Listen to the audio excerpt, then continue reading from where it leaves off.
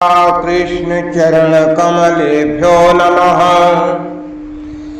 श्रीमद् भगवद गीता साधक संजीवनी अध्याय 2 श्लोक संख्या 59, 60, 61। इंद्रियों का विषयों से हट जाना ही स्थित प्रज्ञ का लक्षण नहीं है। इस बारे में भगवान बताते हुए भक्तराज अर्जुन से कहते हैं कि विषया विनिवर्तन्ते निराहारस्य देहिना रसवर्जं रसोऽप्यस्य परं दृष्ट्वा निवर्तते। निराहारी इंद्रियों को विषयों से हटाने वाले देहिना मनुष्य के भी विषय तो विनिवर्तन्ते निवृत्त हो जाते हैं, पर रसवर्जम रस निवृत्त नहीं होता, परंतु परमात्म तत्व का दृष्टवा अनुभव होने से अस्य इस स्थित प्रज्ञ मनुष्य का रसा अपनिवर्तते रस भी निवृत्त हो जाता है, अर्थात उसकी संसार में रस बुद्धि रहती नहीं। विषया विनिवर्तन्ते निराहारस्य देहिना। मनुष्य निराहार दो तरह से होता है, एक अपनी इच्छा से भोजन का त्याग कर देना अथवा बीमारी आने से भोजन का त्याग हो जाना। नंबर 2, संपूर्ण विषयों का त्याग करके एकांत में बैठना, इंद्रियों को विषयों से हटा लेना। यहाँ इंद्रियों को विषयों से हटाने वाले साधक के लिए ही निराहारस्य पद आया है। रोगी के मन में रहता है कि क्या करूं, शरीर में पदार्थों का सेवन करने की सामर्थ्य नहीं है, इसमें मेरी परवशता है, परंतु जब मैं ठीक हो जाऊंगा, शरीर में शक्ति आ जाएगी, तब मैं पदार्थों का सेवन करूंगा। इस तरह उसके भीतर रस बुद्धि रहती है। ऐसे ही इंद्रियों को विषयों से हटाने पर विषय तो निवृत्त हो जाते, पर साधक के भीतर विषयों में जो रस बुद्धि अर्थात जो सुख बुद्धि है वो जल्दी निवृत्त नहीं होती। जिनका स्वाभाविक ही विषयों में राग नहीं है और जो तीव्र वैराग्यवान है, उन साधकों की रसबुद्धि साधनावस्था में ही निवृत्त हो जाती है, परंतु जो तीव्र वैराग्य के बिना ही विचार पूर्वक साधन में लगे हुए हैं, उन्हीं साधकों के लिए ये बात कही गई कि विषयों का त्याग कर देने पर भी उनकी रसबुद्धि निवृत्त नहीं होती। रसो अप्यस्य परम दृष्ट्वा निवर्तते। इस स्थित प्रज्ञ की रसबुद्धि परमात्मा का अनुभव हो जाने पर निवृत्त हो जाती है। रसबुद्धि निवृत्त होने से वो स्थित प्रज्ञ हो जाता है, ये नियम नहीं है, परंतु स्थित प्रज्ञ होने से रसबुद्धि नहीं रहती, ये नियम है। रसो अप्यस्य पद से यह तात्पर्य निकलता है कि रसबुद्धि साधक की अहमता में अर्थात मैंपन में रहती, यही रसबुद्धि स्थूल रूप से राग का रूप धारण कर लेती है। अतः साधक को चाहिए कि वह अपनी अहमता से ही रस को निकाल दे कि मैं तो निष्काम हूँ, राग करना कामना करना मेरा काम नहीं है।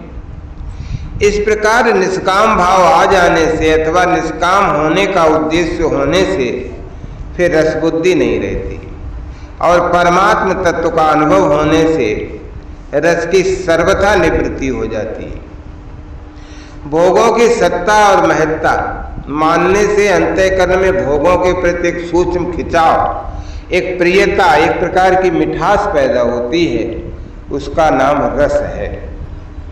किसी लोभी व्यक्ति को रुपए मिल जाए और कामी व्यक्ति को स्त्री मिल जाए तो भीतर ही भीतर एक खुशी होती है, यही रस है। भोग भोगने के बाद मनुष्य कहता है कि बड़ा मजा आया, ये उसके रस की स्मृति है। ये रस अहम चिज्जड़ ग्रंथि में रहता है। इसी रस का स्थूल रूप राग है अर्थात सुखासक्ति है। तो जब तक संयोग जन्य सुख में रस बुद्धि रहती है तब तक प्रकृति तथा उसके कार्य, क्रिया और पदार्थ और व्यक्ति की पराधीनता रहती ही है। रस बुद्धि निवृत्त होने पर पराधीनता सर्वथा मिट जाती।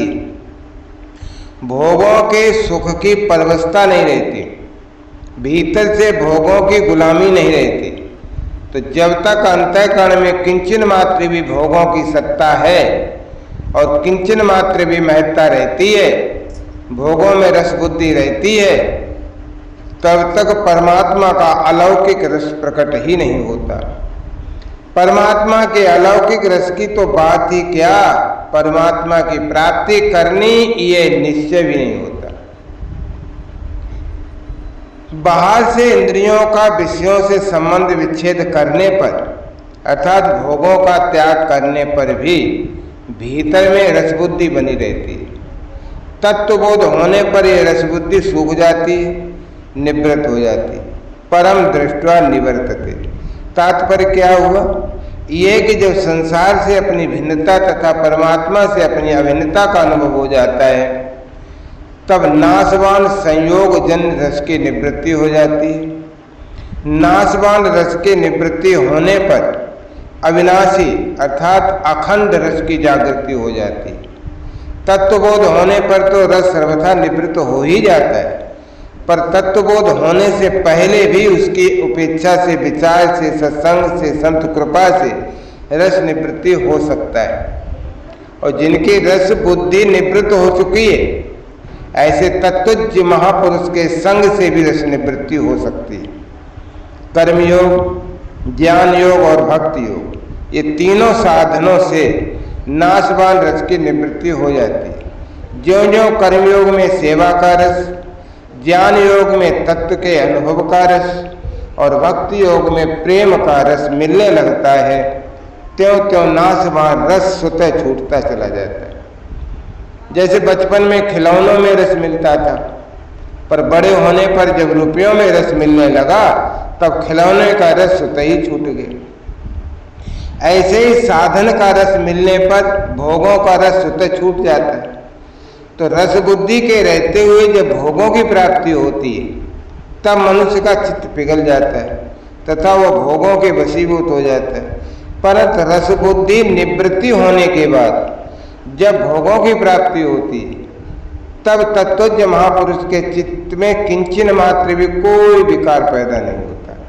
उसके भीतर ऐसी कोई वृत्ति पैदा नहीं होती जिससे भोग उसको विचलित कर सके, अपनी ओर खींच सके। जैसे पशु के आगे रुपयों की थैली रख दो तो उसमें लोभ वृत्ति पैदा ही नहीं होती, और सुंदर स्त्री को देखकर उसमें काम वृत्ति पैदा नहीं होती। पशु तो रुपयों को और स्त्री को जानता नहीं, पर तत्वज्ञ महापुरुष रुपयों को भी जानता है और स्त्री को भी जानता है, फिर भी उसमें न तो लोभ वृत्ति जागृत होती है न काम वृत्ति पैदा होती है। जैसे हम अंगुली से शरीर के किसी अंग को खुजलाते तो खुजली मिटने पर अंगुली में कोई फर्क नहीं पड़ता, कोई विकृति नहीं आती। ऐसे ही इंद्रियों से विषयों का सेवन होने पर भी तत्वज्ञ के चित्त में कोई विकार नहीं होता, वो देव का त्यों निर्विकार रहता है। कारण कि रस बुद्धि निवृत्त हो जाने से वो अपने सुख के लिए किसी विषय में प्रवृत्त होता नहीं, और उसकी प्रत्येक प्रवृत्ति दूसरों के हित और सुख के लिए ही होती है। अपने सुख के लिए किया गया विषयों का चिंतन भी पतन करने वाला हो जाता है, और अपने सुख के लिए न किया गया विषयों का सेवन भी बंधन कारक नहीं होता। नाशवान रस तात्कालिक होता है, अधिक देर नहीं ठहरता। स्त्री, रुपए आदि की प्राप्ति के समय जो रस आता है वो बाद में रहता नहीं। भोजन के मिलने पर जो रस आता है वो प्रत्येक ग्रास में कम होते होते अंत में सर्वथा मिट जाता है। भोजन से अरुचि पैदा हो जाती है, परंतु अविनाशी रस कभी कम नहीं होता। होता, प्रत्युत ज्यों का त्यों अखंड रहता है। नाशवान रस का भोग करने से परिणाम में जड़ता, अभाव, शोक और रोग, भय, उद्वेग आदि अनेक प्रकार के विकार पैदा होते हैं। इन विकारों से भोगी मनुष्य बच नहीं सकता, क्योंकि ये भोगों का अवश्यंभावी परिणाम है। इसलिए भगवान ने दुखों का दर्शन करने की बात कही है। दुख दोषानुदर्शनम, कामादि दोषों से मुक्त होने पर ही मनुष्य अपने कल्याण का आचरण कर सकता है। रस की निवृत्ति न हो तो क्या आपत्ति है? इस प्रश्न के उत्तर में आगे के श्लोक में भगवान कहते हैं कि यततो हि अपि कौन्तेय पुरुषस्य विपश्चितः इंद्रियाणि प्रमाथीन हरन्ति प्रसभं मनः।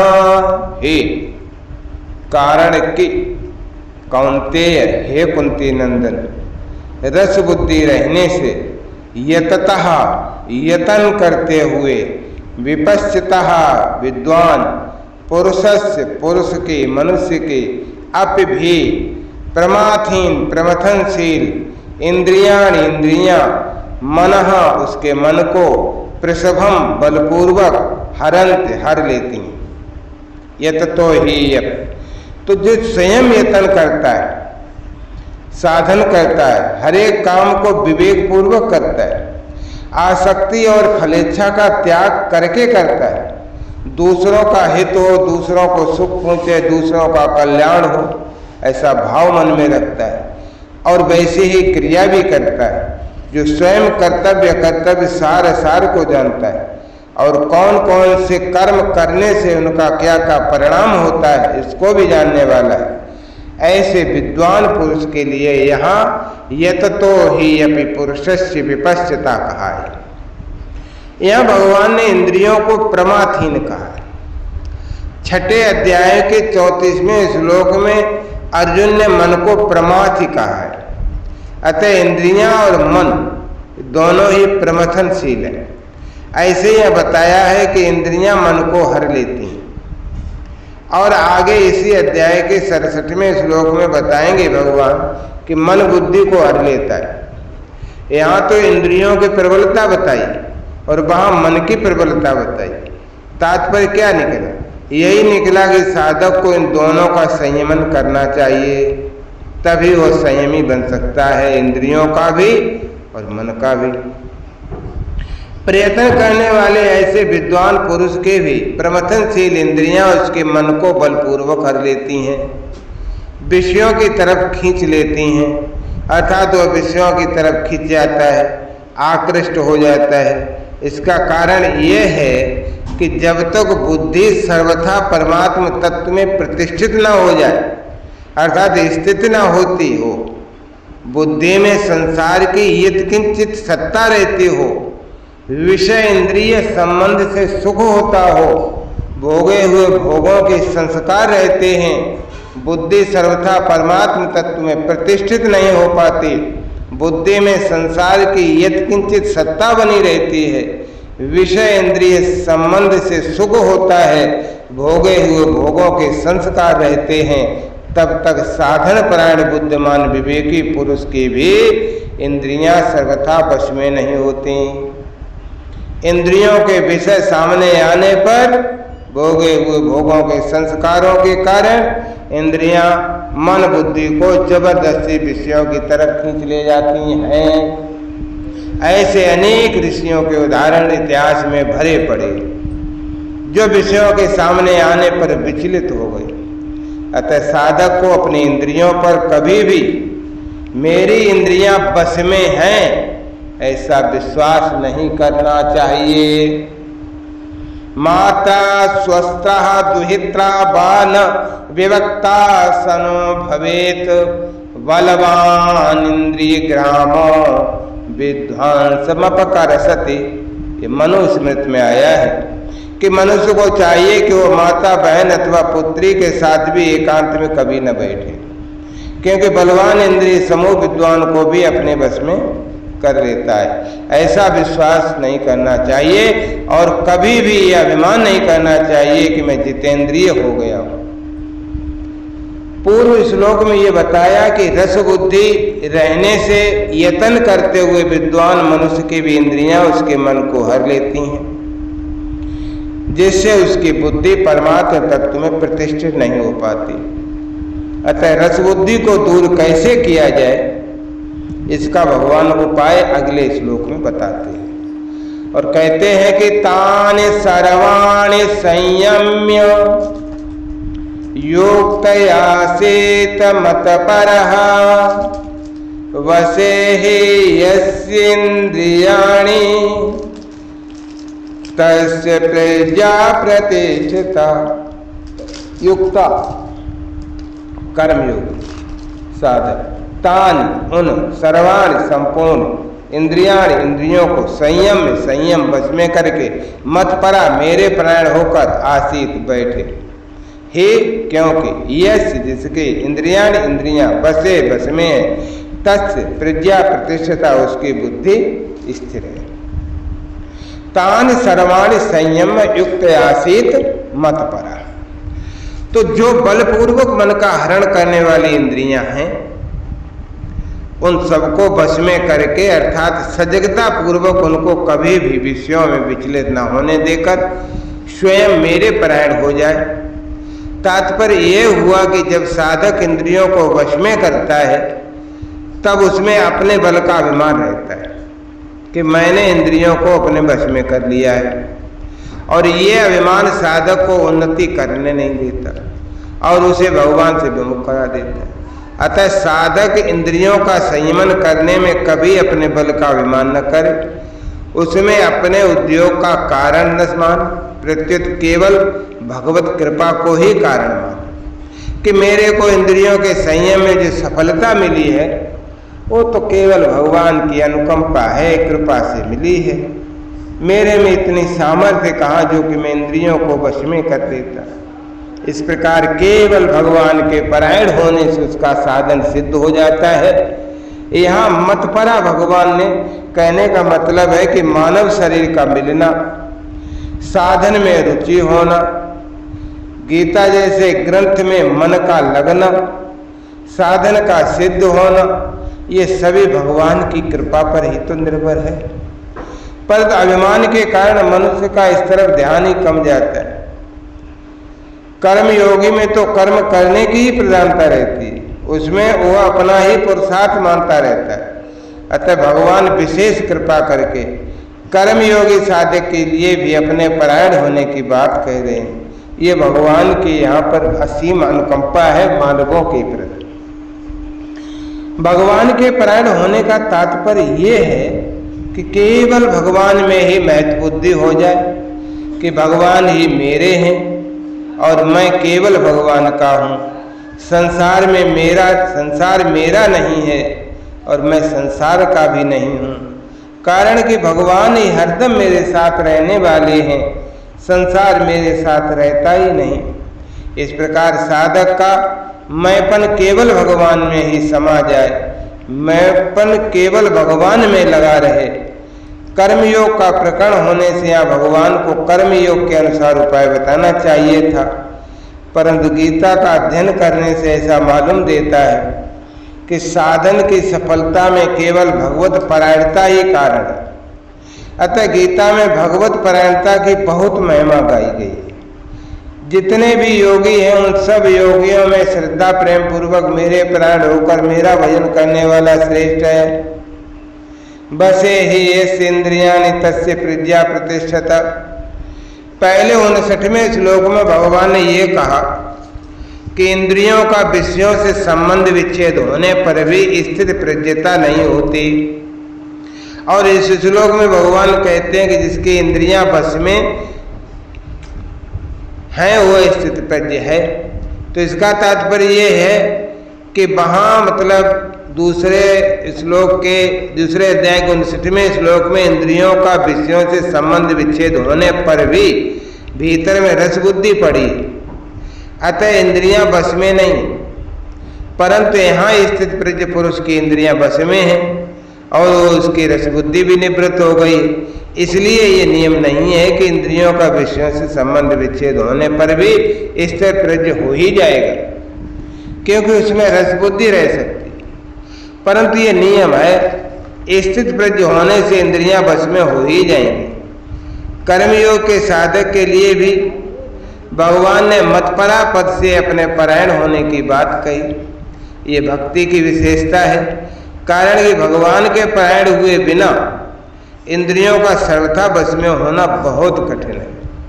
कर्मयोग में त्याग है और त्याग से शांति और सुख मिलता है, त्यागात् शांतिरनंतरम्, परंतु ये प्राप्ति का सुख नहीं है, प्रत्युत दुख है, अशांति मिटने का सुख है। तो जब तक भक्ति में प्राप्ति का सुख मिलता है, अतः भक्ति का सुख प्रेम का सुख मिले बिना इंद्रियां सर्वथा बस में होती नहीं। दूसरी बात, कर्म योग में तो अत्यंत वैराग्य होने पर इंद्रियां बस में होती हैं, पर भक्ति में भगवान के परायण होने से थोड़े वैराग्य से भी इंद्रियां सुगमता से बस में हो जाती हैं। इसलिए भगवान ने मतपरहा पद दिया। तो भगवान के परायण होने से तो इंद्रियां बस में होकर रसबुद्धि निवृत्त हो ही जाएगी, पर भगवान के परायण न होने से क्या होता है, तो भगवान इस पर आगे के 2 श्लोकों में वर्णन करते हैं, जिसकी चर्चा हम लोग कल करेंगे। जय राधा जय राधा राधा, जय राधा जय श्री राधा, जय कृष्ण कृष्ण, जय कृष्ण जय श्री कृष्ण।